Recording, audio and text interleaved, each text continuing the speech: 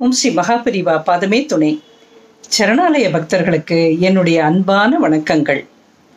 வெகு நாட்களுக்கு பிறகு தங்களை சந்திக்கும் வாய்ப்பு எனக்கு கிடைத்துள்ளது.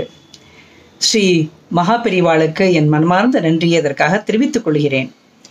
நல்லபடியாக அவ்வையினுடைய ஆத்திச்சூடியை வைத்து 109 எபிசோட்ஸ் தங்களிடம் கொண்டு சேர்த்த பெருமை எங்களுடைய சரணாலயனுடைய குழுவையே சாரும்.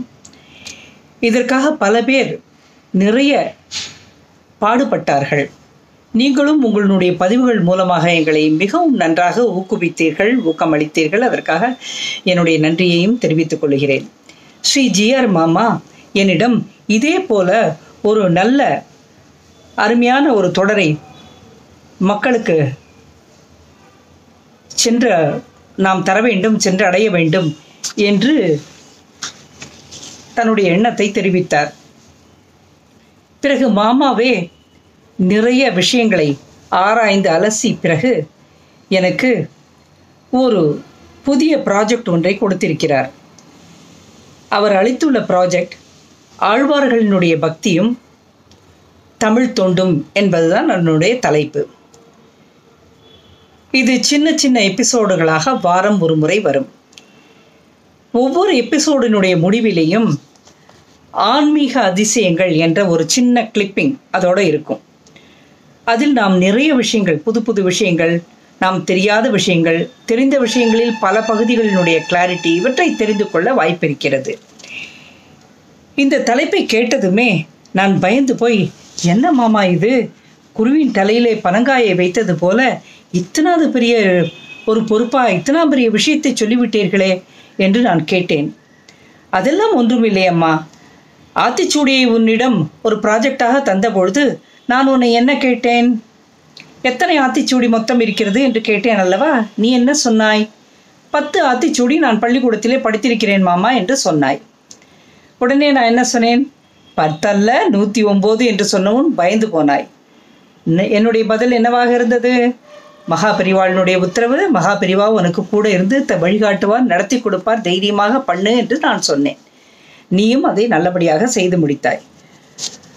இதே போல இப்போவும் மகாபெரிவா இந்த புதிய ப்ராஜெக்டுக்கு கண்டிப்பாக உனக்கு அனுகிரகம் பண்ணுவார், கூட இருந்து வழி நடத்துவாரம்மா என்று சொன்னார்.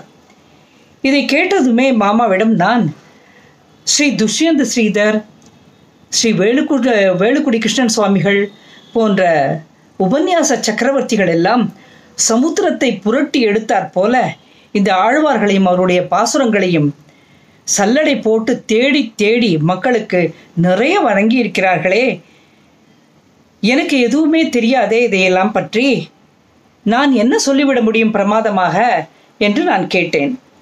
உடனே மாமா சொன்னது, ஒன்றுமே தெரியாத ஒரு விஷயத்தை, ஒன்றுமே தெரியாத ஒருத்தர் ஒரு பெரிய விஷயத்தை எடுத்துக்கொண்டு பலரிடம் கேட்டு ஆராய்ந்து அறிந்து தான் புரிந்ததை, தனக்கு புரிந்ததை சிறிய சிறிய கதைகளாக எடுத்து மக்களிடத்தை கொண்டு செல்லும் பொழுது படிக்காதவர்கள், பள்ளிக்கூடமே செல்லாதவர்கள், படிக்காதவர்கள், கூலி வேலை செய்பவர்கள், இன்னும் சிலர், இவர்களுக்கெல்லாம் எளிதில் போய் சேர அது மிகவும் உதவியாக இருக்கும் அம்மா. அவர்களும் ஸ்ரீ பரந்தாமனினுடைய பக்தி பண்ணினவர்களினுடைய வாழ்க்கை, அவர்களினுடைய அர்ப்பணிப்பு இவற்றையெல்லாம் கேட்டு அறிந்து தாங்களும் அவ்வாறாக பரந்தாமனிடம் பக்தி கொள்ள வேண்டும் என்று முயலுவார்கள். இதுதான் இந்த ப்ராஜெக்டினுடைய முக்கிய எண்ணம், நோக்கமும் ஆகும். ஆகவே இதை உன்னால் செய்ய முடியும், செய் என்று சொன்னார். ஏதோ நான் கற்றுக்கொண்ட சில சிறிய விஷயங்களை மிக எளிமையாக எடுத்து சிறு சிறு கதைகளாக உங்களுடன் பகிர்ந்து கொள்ள இருக்கிறேன்.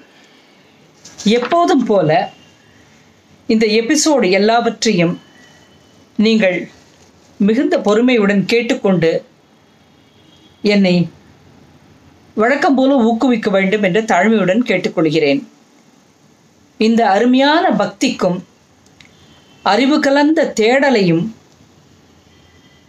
எனக்கு தந்து அருளிய ஸ்ரீ மகாபெரிவாளுக்கும் என்னை தைரியப்படுத்தி ஊக்குவித்து ஆசீர்வாதம் செய்து வழிநடத்தும் ஜிஆர்மம் அவர்களுக்கும் என் மனமார்ந்த நன்றியை தெரிவித்துக் கொள்கிறேன்.